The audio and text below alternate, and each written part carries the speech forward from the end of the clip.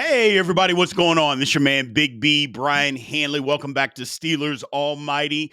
Today, we've got our scouting report of the Pittsburgh Steelers' first home game against the Seattle Seahawks. Should be a very good game. Steelers coming off a win where they didn't play very well. Seahawks, maybe they played well for a while, but came off as a loss. Thought they had it at the end. Gave up a late touchdown and then had the ball deep in 49ers territory and then had a turnover. So uh, they're looking for their first win of the season. So it should be a really good game. We're going to give you a rundown of everything as far as the matchups, what to look for, what to not look for. We also have an interview with our man Dave Viens from Seahawks Forever. So appreciate that. Let's get into this, ladies and gentlemen. So first off, let's start here. The Seattle Seahawks obviously is who the Pittsburgh Steelers are playing. Location is in Pittsburgh. It's going to be 82 at kickoff, but you know weather. It could change anywhere. It's supposed to be a spectacular day. Hopefully that it is. Right now, again, as of taping this today on a Thursday, it's -3.5 for the Steelers, over under 39.5. We thought it was going to be super low scoring against the Jets, and it turned out not to be. So we'll see exactly what's happening there. Now, as far as the personnel, look, Sam Darnold, quarterback, had a decent day, 16 for 23, 150. No touchdowns, no picks. You get into when we speak to Dan later, you'll hear they just didn't really get into what they were trying to do offensively. So, but Sam Darnold obviously is a quarterback, high price free agent that he brought in. Jackson Smith and Jigba, 9 catches, 124 yards. Did have 2 fumbles, 1 loss last week, but he was the main target. Kind of took over the number 1 role from DK Metcalf last year. When DK went out, he took over that spot, and it has continued on this season. Zach Charbonnet, Kenneth Walker, not a good day rushing, 22 carries combined for 67 yards. Couldn't get the running game going. They had it going on the first drive, but they didn't stick with it enough. I don't know, but we'll see. Not the first drive, the second drive. Second drive looked good for the Seahawks.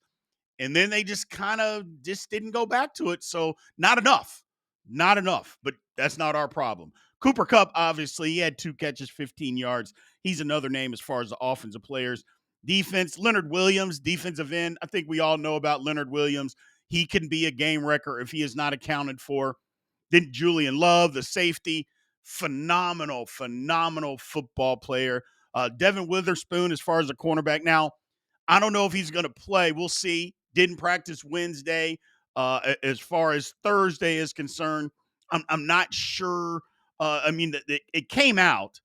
The report came out, and he didn't practice. We'll see if he plays. They don't have anybody, and we'll go over the injury report here in just a second. But Devin Witherspoon is still a really good football player. As far as free agent additions for the Seahawks, we always cover that when we're doing the scouting report. I mentioned Sam Darnold, quarterback, Cooper Kupp, wide receiver, Ernest Love the fourth, linebacker they signed, and Jerron Reed, defensive lineman. As far as our top draft picks, Greg Zabel, he's a starter at guard. He was 18th overall selection. Nick Emmanuri, phenomenal safety. Got to the second round. I don't know how, but he did. Seattle snatched him up with the 35th pick. And then Torrey Holton, kind of underrated 5th round pick. Again, another guy that I thought would go a lot sooner. 166th overall wide receiver out of Colorado State. Not a bad football player, ladies and gentlemen. Not bad at all. And he's in their 11 package, 11 personnel. He's a starting wide receiver, one of them anyway. So did well with their draft this year. Now, as far as the injuries for the football game are concerned, Steelers concerning Joey Porter Jr. didn't practice on Thursday. So we'll see what happens there. Deshaun Elliott, we know, is going to be out. Obviously, Derek Harmon, Malik Harrison, all those guys are going to be out. Okay. Good news on the front is Nick Herbig practiced in full on Thursday. So everything shows that he is going to play on Sunday, which is a good thing. Cameron Hayward, vet day. TJ Watt had his vet day Wednesday. He was back in full. Calvin Anderson was back at practice. He was sick on Wednesday. He's back at practice. So those are the injuries as of now for the Steelers. Now, going to the Seahawks. Now, nobody has been reported as being out as of yet for the Seahawks. Nick Emanuri, who I just mentioned, had a bad ankle sprain, high ankle sprain. They haven't put it on IR yet. They're going to take it the entire week. It may be some gamesmanship, or it may not be as bad, and they're trying to give him time to see if he can go on Sunday. Devin Witherspoon, like I mentioned, popped up on the injury report. It may just be for a precaution, but we don't know. But he didn't practice on Wednesday. Linebacker Ernest Jones, the fourth shoulder. He was limited in practice. Julian Love was limited in practice with groin injury. Jerron Reed with a back, limited in practice. Derek Young, limited in practice with a hamstring. And Jake Bobo, concussion. He was back with a full practice. So that is kind of the personnel groups and the quick overview as far as the game is concerned. Now, let's go to the matchups, ladies and gentlemen. It's one week. We usually have more research, obviously, as the season goes on, and you can kind of dig into the numbers a little bit, but it's only been 1 week. So that's basically what we're going to go on. That's all we have to go on. So first off is strength versus strength. Pittsburgh Steelers strength against Seattle Seahawks strength. And what I came up with this week is the Steelers scoring offense, which was third in the league, scored 34 points last week, surprise to a lot of people, including myself, versus the Seattle scoring defense, which was 12th, just gave up 17 points last week. So 17 points at 12th, you're like, wow, yeah, a lot of points, last week, a lot of points. So it is what it is. But look, the Steelers passing off, it basically saved the day for the Steelers. They couldn't run the football. So the passing offense took center stage against the New York Jets and got it done when they needed to get it done. The Jets got a pretty good run defense, got a pretty good front seven. We'll talk about that. So the passing offense might need to have a repeat performance in order for the Pittsburgh Steelers to win. Now, moving on to a Pittsburgh Steelers strength versus a Seattle weakness. Steelers passing offense, as I mentioned, 11th, 218 yards. Now, that's minus the sack yards. Aaron Rodgers finished with 244 passing. We know that. Versus Seattle's pass defense, technically 26th in the league, just 1 week, but gave up 265 yards last week to Brock Purdy. Seattle's back in. I thought it was a strength. And a lot of people thought that their back end was going to be a strength. Didn't necessarily turn out that way. Now, again, it's just 1 week, so you don't want to, well, their back end's terrible. No, we're not going to go that route. It's one game. And again, they had plenty of time to turn it around, but you can only judge by what you saw. And it wasn't spectacular, wasn't spectacular. Now, this also is going to be kind of like a quote unquote a revenge game. Okay, that's fine if we're going to go that route with it. But with the back end, at least if it plays like it did last week in Seattle, DK might be able to have his way with those guys. And he's going to be going. Hey, look, whether the divorce was amicable or it was nasty, you still want to play and play well against your former team. It's just like when you used to play your friend back in grade school. You love your friend, but you wanted to beat him. This is the same thing. He can be great with all those guys. And by all accounts, they loved him in that locker room in Seattle. But that doesn't mean you don't want to go over there and beat the brakes off of them. And vice versa. Vice versa. So it should be a good matchup. I'm looking forward to it. Now, as far as a weakness, a Steelers' weakness against a Seattle strength, I think it's the Steelers' offensive line against Seattle's front seven. Look, we saw what the line looked like last week. Didn't protect Aaron Rodgers all that well. Not well at all. And they couldn't run the football. But let's get into some of the specifics. The Steelers ran the ball for 53 yards. That's just not good enough. And I understand that the Jets had a tough defense, and the Jets' first game under Aaron Glenn, and it was all about we are going to be a physical football team and stop the run. Actually cost them 2 touchdowns passes by Aaron Rodgers because they were just so aggressive, just overly aggressive on play action. But that's one of the things as far as a Mike McDonald's defense is that they are susceptible to play action. And Arthur Smith's reputation is running the football. He used that against the Jets. I'm going to guess he's going to use that against Seattle too, is his reputation of wanting to run the football. What would help is if the Steelers are actually able to run the football, because if they are, then that will change everything as far as this offense is concerned. Now, the Seahawks held the 49ers to 119 yards rushing. They look good. That front seven looked good. 119, only 3.3 yards per carry. So 49ers weren't doing much. We're not doing much. Now, the Steelers have got, I mentioned it, they got to protect Aaron Rodgers. Seattle's defense last week, they pressured Brock Purdy into 58% at a 58% rate, according to Next Gen. So they got after Brock Purdy. As I said that, though, like I mentioned about play action, they pressured him, but Brock Purdy was pretty good against the pressure. And Brock Purdy was 13 for 20 for 123 yards, 126 yards, a touchdown. Now, he had 2 picks as well, but he wasn't awful against the pressure.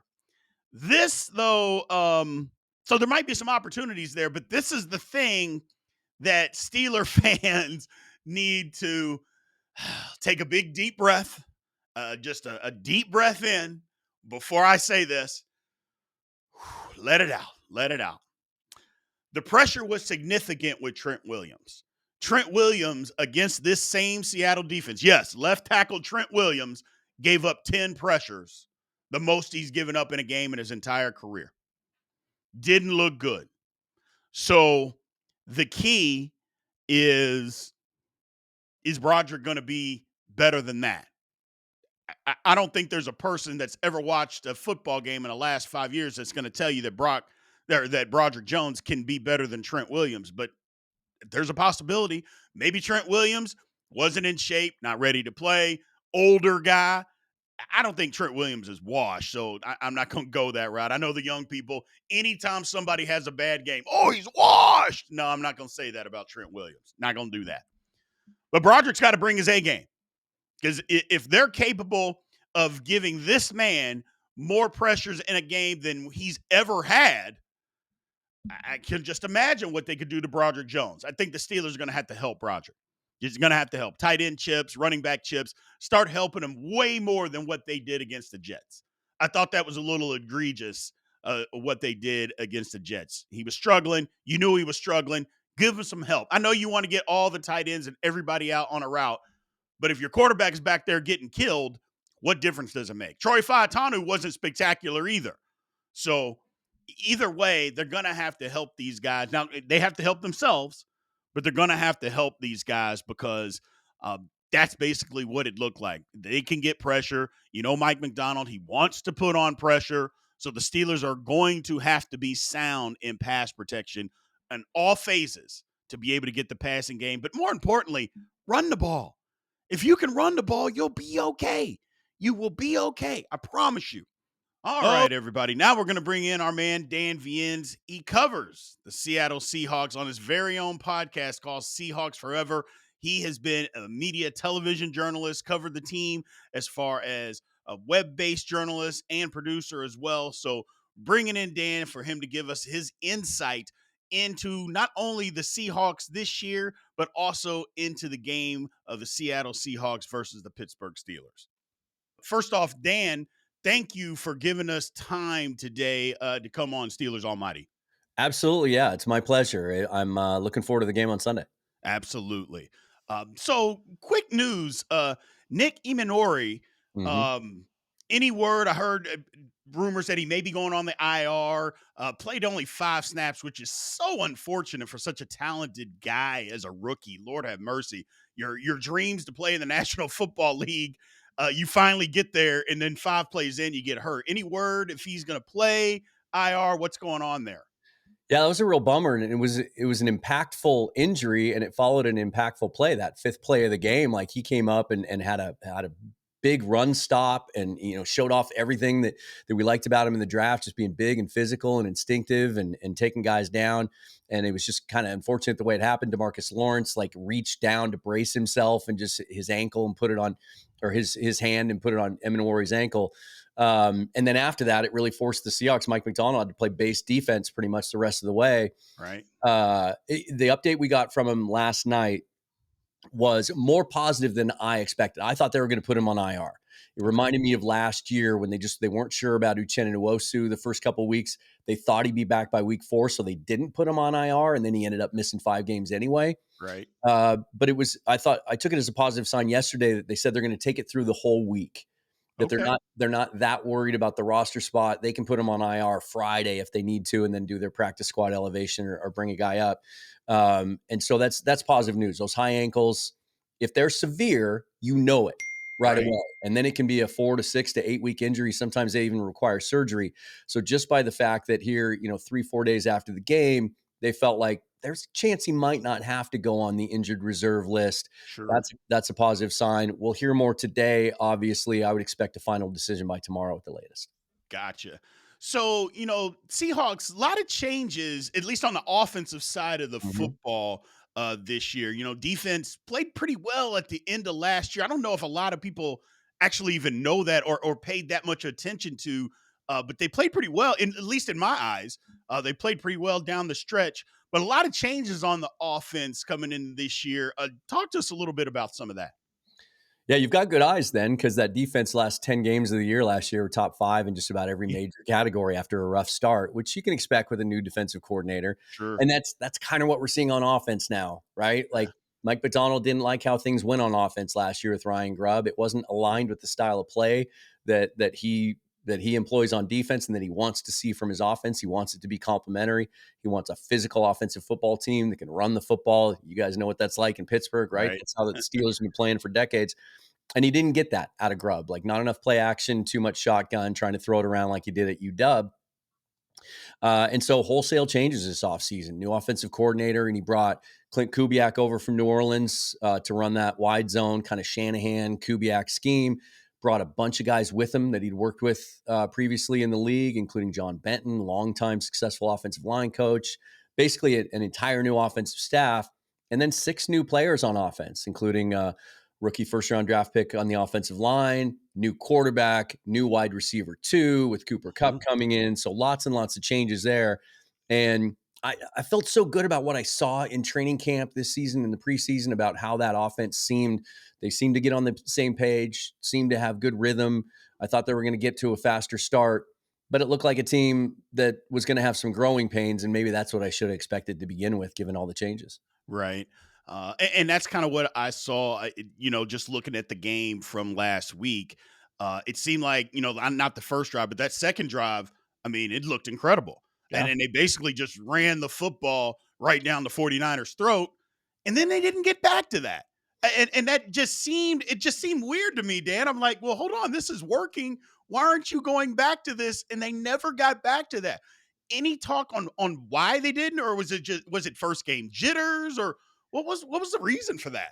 There's no why. We haven't heard from we haven't heard from Clint Kubiak this week. All we've heard is Mike McDonald saying, "Yeah, it needs to get better." It was such a mystery, because that second drive really did look like what we expected it to, and maybe even more extreme than we expected it to. It was a 10-play drive, 9 runs, one pass play to JSN. They end up running the football in. We saw I formation. We saw the fullback, Robbie Oots. We saw 12 formation, 12 personnel. We saw a lot of tight end usage, condensed splits, everything we were expecting. And we thought, okay, here we go. This is finally what we have been waiting for offensively for years now. And then it was as if the analogy I'm using is, it was as if Ryan Grubb still had his scan card and they didn't deactivate it, and he snuck back in the building and stole the headset, because they went, shotgun the rest of the way. Right. I think 15 of the first 17 plays, they were under center. They got away from that. And the big thing was, it wasn't just as simplistic as they got away from running the football. It was, they got away from play action. Clint Kubiak's always been like a 40% play action guy, which is near the top of the league. 1 play action pass was called on Sunday, 1 for a 22-yard gain. Now, Darnold's numbers without play action were still pretty good. He was really efficient, got rid of the ball quick, but what it didn't do, it didn't allow for secondary targets. Right. That's why he had to target Jackson Smith and Jigba 13 times, because even though the 49ers were bracketing him, adjusting to him in the second half, everything else, he was still able to get open.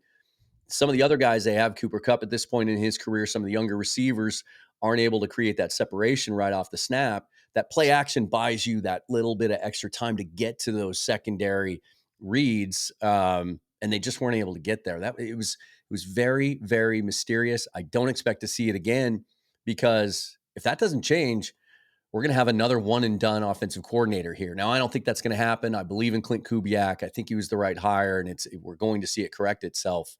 And they should, because the Steelers had some trouble stopping the run last week, didn't they? Oh, yeah, couldn't Yeah. stop it to save their life, literally, the whole game. Yeah, it was awful. The Steelers, I mean, the Jets just went up and down the field whenever they wanted to, in between the tackles. Like, it wasn't Justin Fields kept the ball a time or two. It was more than a time or two, but he kept the ball a little bit on any read option stuff. But early in the game, and basically for the entire game, when the Jets wanted to run in between the tackles, they were able to run in between the tackles. It was just Katie bar the door.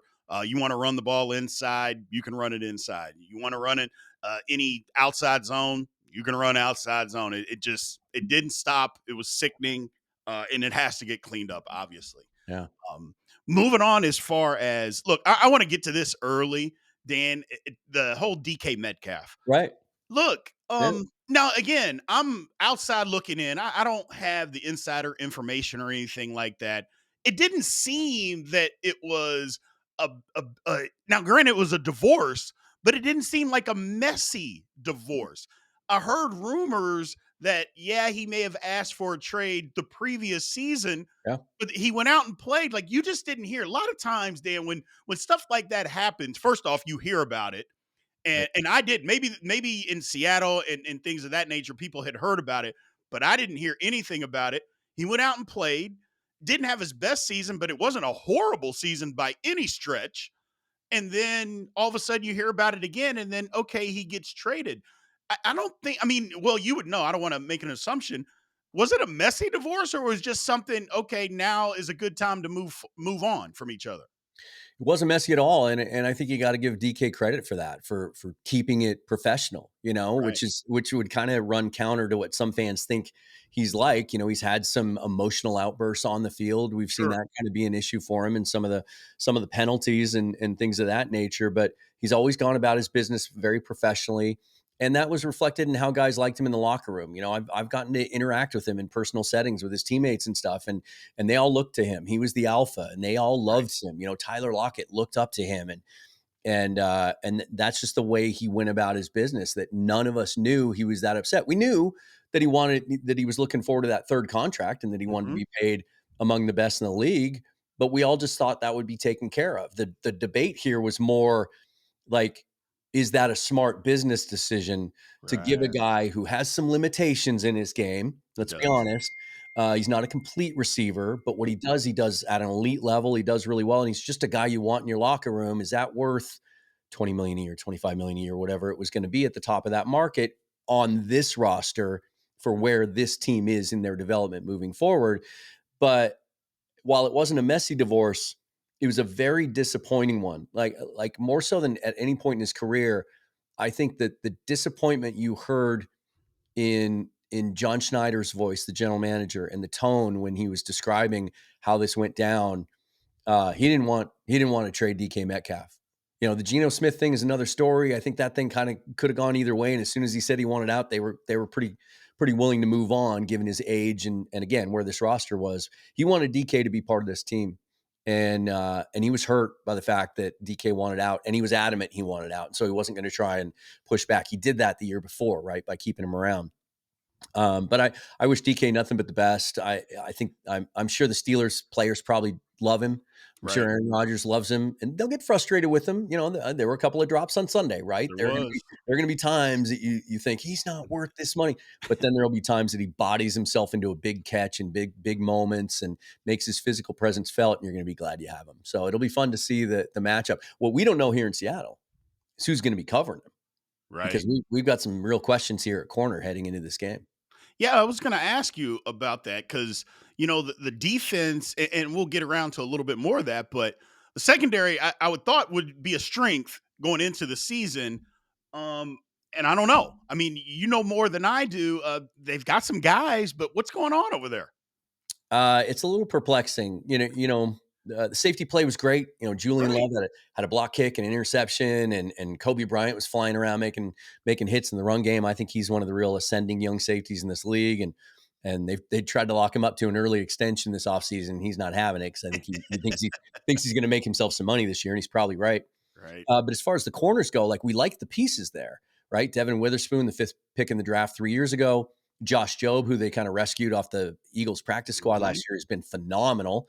And then Reek Woolen, who he was such a find in the fifth round out of UTSA 4 years ago, had the great rookie year, had 5 picks, looked like, there was conversation that year. Who's better, Sauce Gardner as a rookie out of that class or Yep. Reek Woolen? Like he looked like an ascending elite cover corner when Mike McDonald was hired last year. He brought Leslie Frazier with him as a senior consultant, and Leslie went on moved the sticks with DJ and Bucky and said, we think he's a guy that could eventually follow number one receivers, travel with guys, do that kind of stuff. The consistency just hasn't been there. There have been lapses in judgment, in focus. That word comes up a lot, and we saw it on Sunday. He played a good game overall.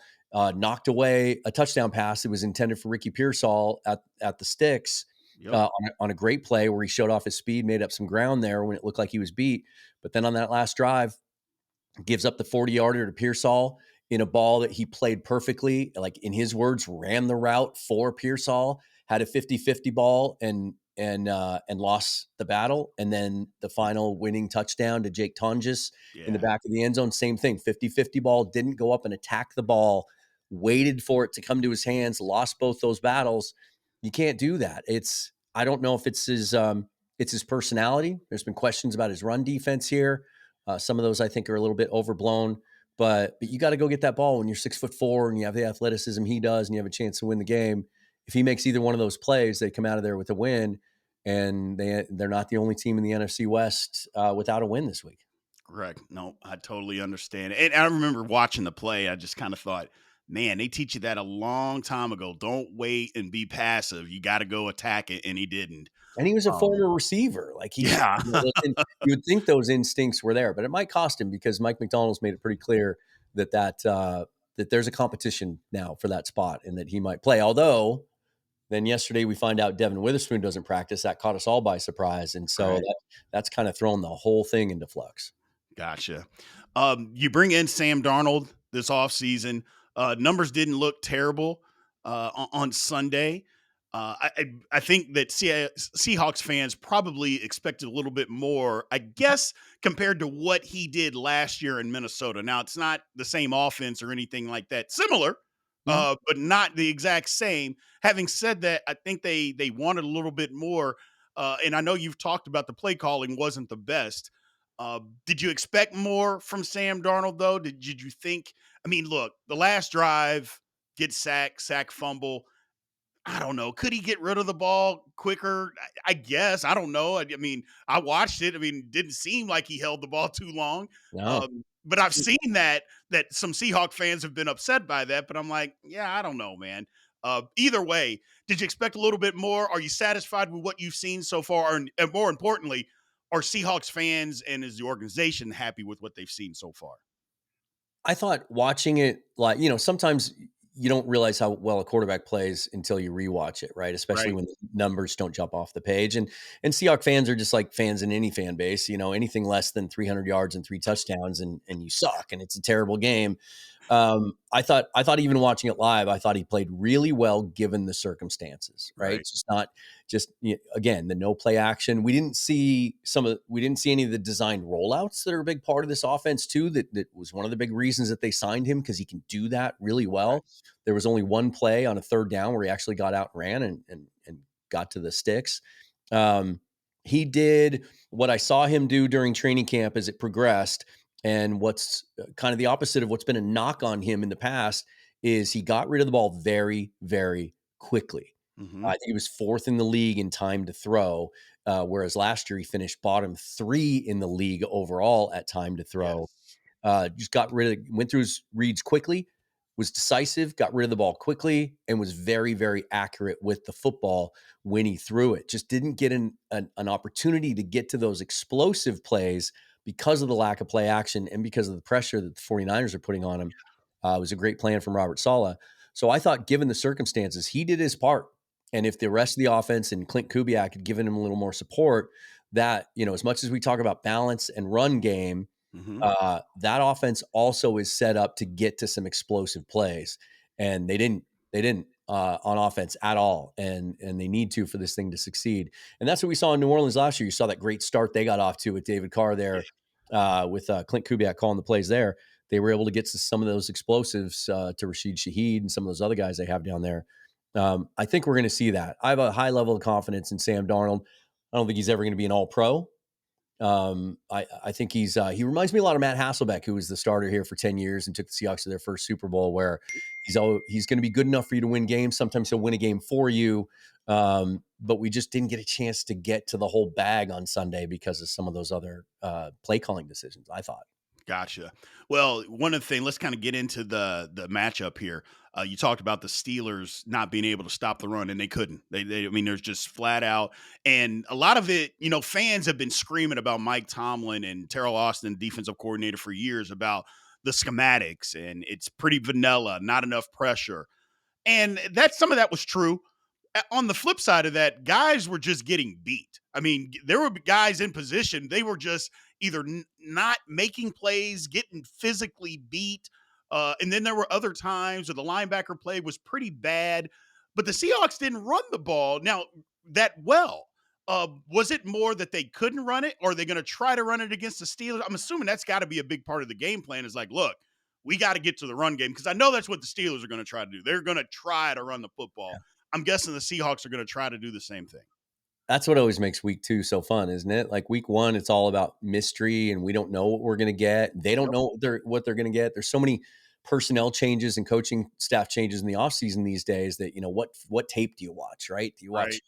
Right. And but week 2, week 2 can be a mystery too, because how much can we believe week 1, right? Like is the Steeler run defense really that bad? Like but you have to believe, to answer your question, that that's got to be the approach, is Right. let's get to the run game early and stick with it within the framework of the scheme. A lot more under center, maybe some I formation stuff, use the fullback, because the Jets, that offense runs essentially the exact same wide zone based scheme that you're going to see from Clint Kubiak on Sunday. So now that can be an advantage or a disadvantage. It could mean that, Right. well, the Seahawks should expect some success too, but it also gives the Steelers a chance to adjust. Um, and so, to me, that's the biggest storyline in the game is, weakness against weakness, or week Yeah. 1 weakness against week 1 weakness. Which team's going to correct that? Um, it's, yeah, I can't wait to see it. Yeah. It should be interesting. Steelers offense was pretty good. Well, throwing the football, they were pretty good. But even then, I mean, they put up 34 points. That's the weird thing, Dan. 34 points. But I would think anybody that watched the game would tell you the offensive line just wasn't good. 8 hits on Rodgers, 4 sacks. It wasn't good. Couldn't run it, but threw for 244, 4 touchdowns. But as you mentioned before, play action. The thing that I thought was super interesting in this football game, and I talked about it a couple different times, especially on our report card that we do, is that Arthur Smith basically used his reputation against the Jets.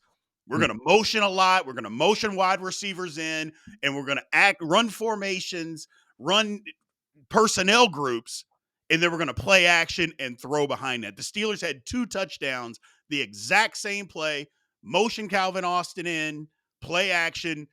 The safety drops down because, hey, Arthur Smith, this is what you do. You motion a wide receiver in.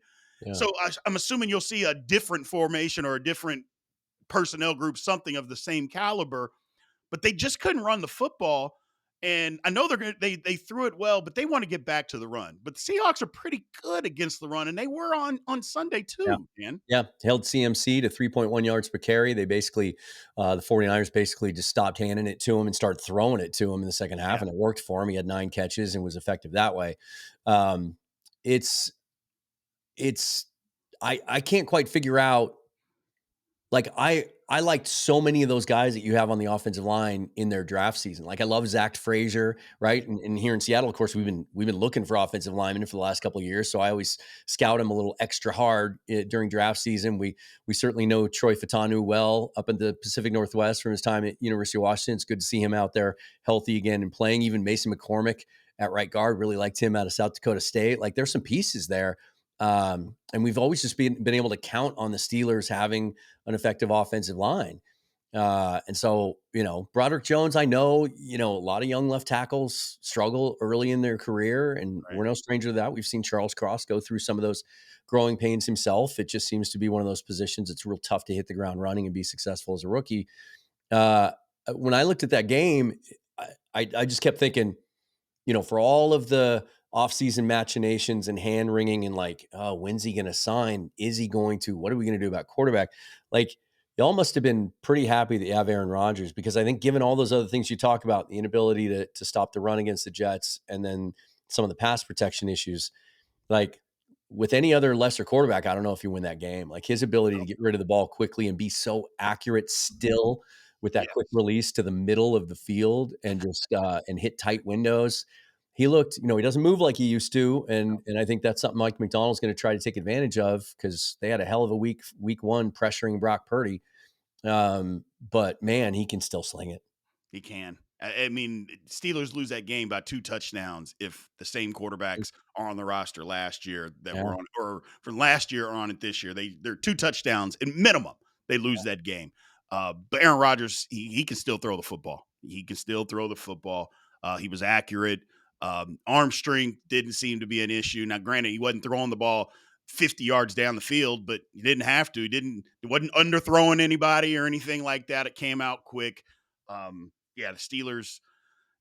Obviously, he's not the long term answer, but he can be the answer for this year, and that's all the Steelers need him to be. yeah. Uh, Big time matchup coming up this week. Look, we get predictions from time to time. If you don't want to do it, that's great. I totally understand. But based on everything that we know up to this point, who do you think wins? This time. I'm not a real predictor. I'm not a betting guy. Right. Although I did go 11-5 week one, so Okay. maybe the tide is turning a little bit, right? I've gone back and forth on this throughout the week. It's I have so much. I have a tremendous amount of respect for Mike McDonald. I think he's really smart. I think he's going to be a great head coach in this league for a long time. Whether it clicks this year or not, or then maybe they need another year with this young roster to kind of get it in his image, I don't know. But he's a really smart dude, and he's been really cranky this week, more so than I've ever seen him. Like, he is pissed that things didn't go better week one. He's even upset with the defense, even though they pressured Brock Purdy at 60%, highest rate he's ever faced in his career. Right. But they didn't get home enough, and that ticks him off. And I think that's a big part of the plan this week. And then it all comes down to play action, right? Aaron Rodgers is so good at play action. Mike McDonald, as a defensive coordinator and a head coach, that's kind of the Achilles heel of his scheme, is sometimes it's vulnerable to play action throws. Right. And then on our side, like, we need to get back to that ourselves. I think they will. Who's going to do the better job of correcting the things that didn't go well week one? As a fan, like, I picked the Seahawks in my sleeper pick'em league this week, but as a pragmatic, trying to be as objective as possible, if I was putting money on the game, I'd probably take the Steelers and the points. Right. It's 5.5 right now. Is that about right? I think it's gonna be a close one. But I think there's a real chance, and I've been trying to brace my audience for that this week, because if it happens, the sky's going to be falling and the overreaction is going to be ridiculous and off the charts. I'm going to have to dodge that all week. There's a real chance, the way things line up when you look at the schedule, that the Seahawks could lose a tough one. It's Steelers home opener. That place is going to be buzzing, Right. and start the season 0-2, while the rest of the NFC West has favorable matchups this week and could all be 2-0 at the end of this week. And then we'll have no shortage of stuff to talk about on Seahawks Forever next week if that happens. So if you're pressing me, I can't pick the Seahawks in this game if I'm putting money on it. Gotcha. Well, Dan, man, thank you again for giving us your time. I know you're a busy guy, a lot going on. and you don't have to do that. So we 100% appreciate it. For anybody who out there who does not know, let everybody know where they can find all the good stuff that you're doing out there. Yeah, and I appreciate it. It's always fun talking ball. It's always fun to talk about it with people from other teams. It's Seahawks Forever, the YouTube channel. It's on all the audio podcasts, Substack, Patreon. You can check it out there. Gotcha. Well, thanks, Dan. We appreciate it. We'll talk to you again soon. Thank you, sir. There's home opener. That place should be rock. I'm still going to call it Heinz Field. Am I just being ridiculous by saying Heinz Field, or is it still okay to say that? I call it that. Not sure I'm going to flip over. It is what it is, but it should be rocking. Now, as far as the head coaching matchup, Mike Tomlin over Mike Macdonald. Look, you can, I know, get Mike Tomlin out of here. We're not going to be anything until we get rid of Tomlin. Okay, but he's still a better coach than Mike Macdonald. Mike Macdonald has proven nothing as a head coach. At least Mike Tomlin has proven something as a head coach. I know what you're going to say. Oh, he's mediocre, Mike. I get it. But he's a better coach than Mike Macdonald at this point. So let's just leave it at that. Now, as far as the history is pretty close between these two. Steelers lead the all-time series 11-10, but they have won the last two meetings between the two, including the last one that was in Seattle, I believe. So the Steelers lead the series, but it is razor thin. And then as far as the rosters, I took a real deep dive into the rosters. And you can call me a homer if you want. I think the Steelers have a little bit of an edge as far as the rosters, because you start looking at the defense and you look at the D-line, and the secondary. I think there's an edge there. Even at quarterback, yes, Sam Darnold is younger than Aaron Rodgers, but I still think that Aaron Rodgers is a better quarterback than Sam Darnold. Sam Darnold has played one good season in the National Football League. One. Not two, not five, not seven. One. That's it. I'm not giving them the edge over Aaron Rodgers. So then when you start breaking it down, the Steelers have the roster's edge over the Seahawks. Now, as far as the matchups are concerned, again, another deep dive into it. I think the matchups are actually even. I think the matchups, when you break it down position by position, I think the matchups in this game are pretty even. Now, some will say, well, how can you have a better roster, but the matchups are even? Well, you just got to break it down. O-line, D-line, wide receiver, corners, you got to break it all down. And when you do, it's close. It's about even. It is about even. So who's going to win?